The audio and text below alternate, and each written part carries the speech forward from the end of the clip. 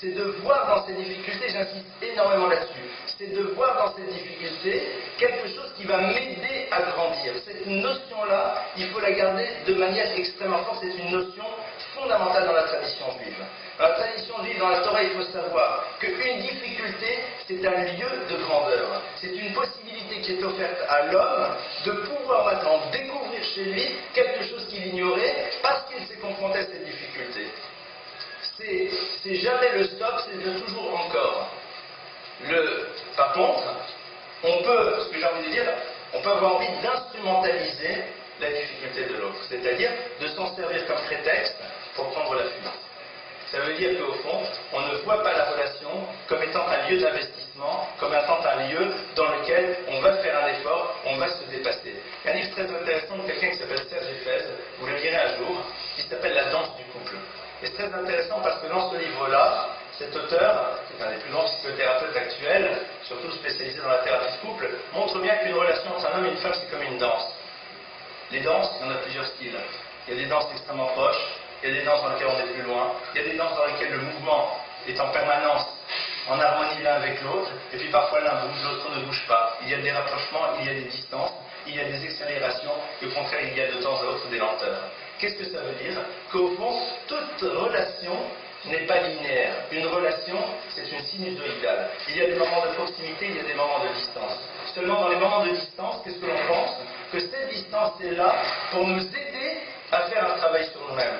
Souvent les gens disent, quand il y a une distance, quand il y a une difficulté, j'attends. Ils se mettent en position off, ils attendent, et ils pensent que le temps va faire son œuvre, et qu'au bout d'un moment, l'autre va revenir. C'est quelque chose qui est au fond, si on réfléchit, un peu dommage, parce qu'on n'a pas utilisé la difficulté comme étant quelque chose qui nous fait progresser. On attend que la difficulté disparaisse, c'est-à-dire on attend que le souvenir du moment compliqué ne soit plus trop présent pour pouvoir se dire, bon mais maintenant ça y est, on n'a plus le souvenir de la difficulté, donc les choses peuvent reprendre. Ça c'est la pire des choses.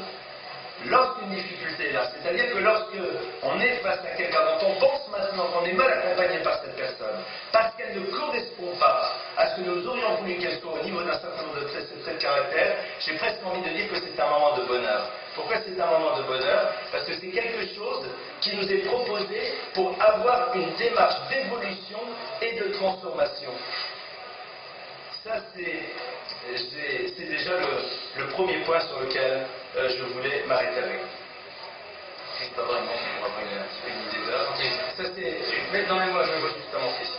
Ça va être donc le point de départ de notre réflexion. Second point, c'est de réfléchir. Le second point va être de réfléchir quels sont les critères qui président à une rencontre. Quels sont les éléments qui font que l'on va à un moment rencontrer l'autre? Quels sont les éléments qui vont faire qu'à un moment, nous pensons et nous pressentons que l'autre va pouvoir être celui ou celle qui va nous accompagner? Réfléchissons. Alors, vous savez, une des grandes difficultés que l'on a dans la vie, c'est qu'on a un certain nombre de schémas. C'est quoi les schémas? C'est-à-dire, nous avons un certain nombre d'images qui sont en tête sur ce que serait censé être ce conjoint ou cette conjointe, cette personne avec laquelle on va construire. Ces schémas, ils se sont construits sur quoi? Ils se sont construits d'abord sur ce que nous avons pu voir dans notre propre histoire familiale, c'est-à-dire sur ce que nous avons vu du fonctionnement de notre mère ou de notre père. Qu'on le veuille ou pas, souvent, nous avons tendance à être dans une forme de mimétisme, d'imitation et de désir, et nous désirons rechercher quelque chose que nous connaissons déjà, c'est-à-dire quelque chose dont nous avons déjà fait l'expérience lorsque nous étions enfants. Ça, c'est déjà un premier point.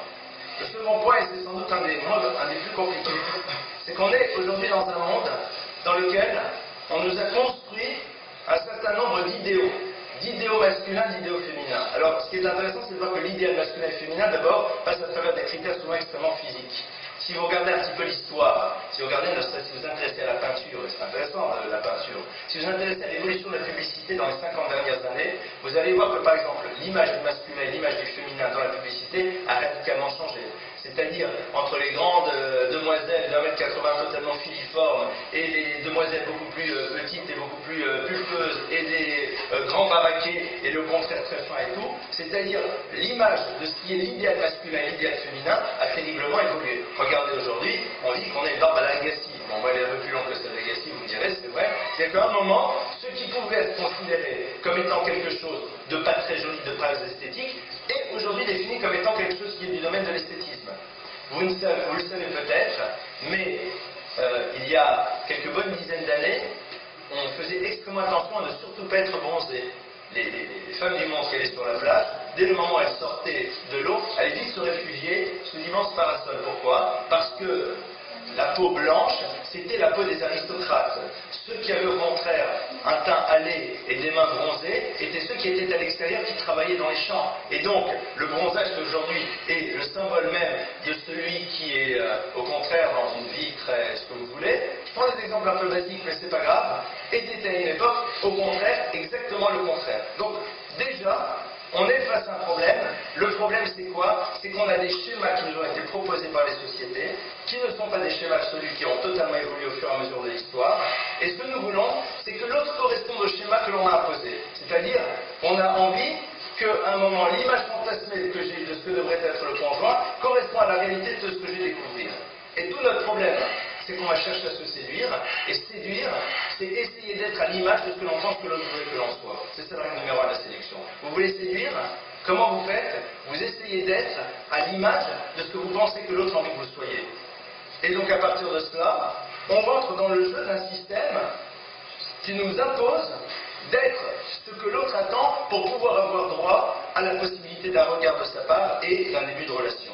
Quelque part, on est ici dans une forme d'absence de liberté totale. C'est-à-dire que si à un moment je ne me plie pas à la règle qui m'oblige à avoir un certain type de posture, avoir un certain look, avoir une certaine forme de présentation, je ne suis pas accepté, je ne suis plus celui ou celle que l'on va regarder.